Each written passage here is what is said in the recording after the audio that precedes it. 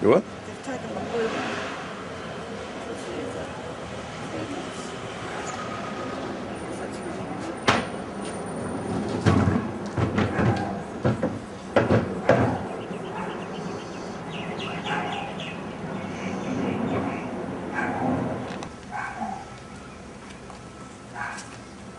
You coming in?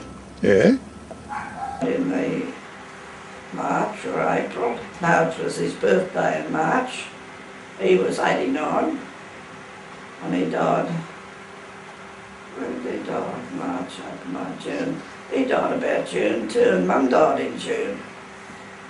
Must be a bad month for us. How old was Nana?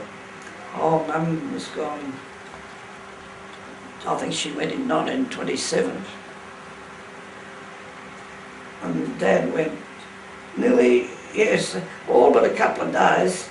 3 years later, Dad went. He was here with me 3 years before he died, out there in that little room.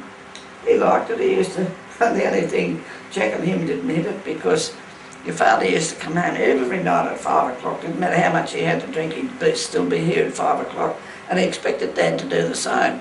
Well, Dad used to get up and get dressed and bathed until 2 and 3 o'clock in the afternoon, and he'd walk down to the carry to have his beer or play darts or whatever he used to play. And he'd always be out when Jack had come home for tea, and I'd have Dad's tea on the pot. Oh no, I used to get into trouble for it. Your father used to say, don't give him any tea when he comes in, he knows he's got to be home here at 6 o'clock. And I said, well, he's nearly 90, how does he know he's got to be home at 9 o'clock? 6 o'clock. And he used to get the car out and go looking for him. But that was so many years ago, it's all nearly all forgotten. I forget the dates and everything, but I think Mum died in 27, or she's been dead 27 years. I've got all the brochures in there. What's she cooking with plastic? She wouldn't be able to put that in there. I'd like to go down around the Cowrie pub and have a look at the new units and everything you said's down there in the park and everything. Cowrie? The Cowrie. Cowrie? Oh yes, yeah. And so the bus doesn't run down there anymore. Well, the 459 bus used to run from there to Concord Hospital, and they just stopped it. What's the bus that goes down St John's Road? No, it used to go down Bridge Road. What's the bus that goes down St John's Road? So this one here, we haven't got any buses run down there. No, we've seen one go down that way when we walked around the road yesterday. Oh, down that way?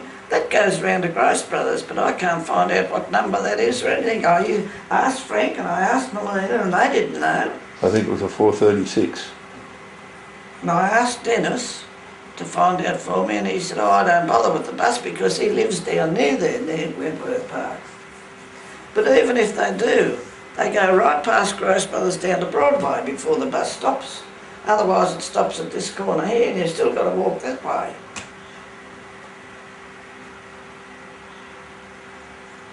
But I didn't go to Grace Brothers for a long time because I was invited to their big party when they split up. It was a beautiful party too. They had the lovely white tablecloths. They painted the room where we used to. It's a big hall. Painted the hall and put new curtains up, and yet they were closing down. And they had a full orchestra there on the stage, and all these beautiful tables. And the lovely dance music, fairly old music, and young Mr. Gross was there himself, and he came round and gave us a book each, and they had as much as you could drink of anything you wanted. And they had all the beautiful glasses like that along and all the lovely cutlery, and I thought, oh, look, and it had decorations up, it was absolutely beautiful. We started at 3 o'clock in the afternoon. I don't think I got home till about 9 or 10 o'clock in the night. And all our crowd, see, we used to do the teas down there, and all our crowd that done the teas were all on one table. It was absolutely beautiful, and we had a beautiful meal. I've got a book somewhere, the history of Broadway, and I don't know where it is, don't know where it's from. It was around there with a whole lot of books. Perhaps I threw it out. But it was a lovely old shop, and the people were nice to work for, and they were different somehow. My boss, Miss Bourke, I used to call her, her name was Mr something. She was a widow, and she used to say to me one afternoon, you go around and buy me a bottle of wine and get them to put it in a box and bring it back, because I don't want those others to see what you're doing, and tell them you're buying things. And I used to go around every Friday and get her 1 or 2 bottles. She might get one in the morning and I'd go back in the afternoon so she'd have enough for the weekend. And I used to say to her, do you drink all this? Yes, be quiet, don't tell them, she used to say. Of course, she lived on her own, so then she used to go into Grace Brothers, but she was a lovely old thing. She left when they closed. So that's the money for the clock too. The clock's still going strong. Yeah. Oh yeah, well we've been looking at that for a long time. I think there's a date in the back of that clock. Air Force. He was called up, of course, and they had a choice where they'd go, and him and somebody else, I don't know who it was, wanted to go into the Air Force. Him and Normie. And they both went in, and they liked it that much they wanted to stay in. But he was telling me the other day there was 3 Gibbonses in where he went, and one was INS and ONS and all spelt different. And he said one night they came down, the policemen, what do they call them, I forget what they call them, and pulled Gilbert out of bed in the middle of winter and took him up and stripped him off and gave him a cold shower and said, now go back to your room and do what you... And he said, you must have the wrong fella, I didn't do that, I wasn't in. They said, oh, go home, we'll bash you if you don't get home. Anyway, 3 times that night they done that. And the next time they came round and they said, oh, here they come again, Gil. And he didn't know what to do, he didn't know whether to run or what. And he just stood his ground, and they came in and apologised. These 3 fellas all put him under the shower and said, we're sorry, we've got the wrong Gibbons. His name's Gibbins, and Gilbert was ONS. And he said, I said, what happened to the other poor fella? He said, bugger if I know, but he said, they gave me a terrible time that week. He said, I had a whole week of it getting shoved underneath the shower in the bitterly cold weather. I don't know where he was at camp. Wasn't he around here somewhere, because he used to come home. And he had an Air Force uniform and all. But that was something I never ever knew that he was going to do either. And then when they told him he was finished and he'd done his time, him and Normie both, and they'd be called on if ever they were wanted to go and do something, and just put them out.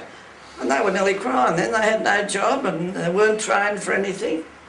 And that's when Gilbert went into the post office. And Normie went in to be a typewriter mechanic, because he said they'll never do without typewriters in offices, but they have now, it's all gone. And I suppose the same with the technicians, they're mostly gone, they won't come now.